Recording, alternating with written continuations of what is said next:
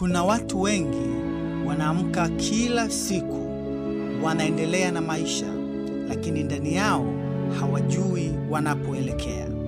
Wana ndoto lakini hawana mpango. Wana vipawa lakini hawavitumii. Wana muda lakini wanauacha upite bila matokeo. Ukweli ni huu: maisha yenye maana hayajengwi kwa kubahatisha.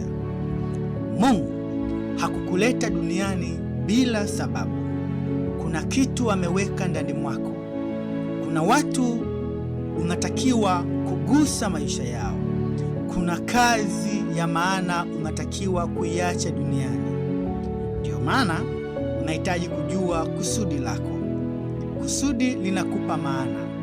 Maono yanakupa mwelekeo. Lengo linakupa kipimo.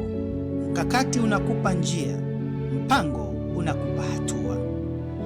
Usisubiri kila kitu kiwe kamili. Anza na hatua ndogo ya leo. Kama una ndoto ya kufundisha, anza na ujumbe mmoja. Kama una ndoto ya kuandika, anza na ukurasa mmoja.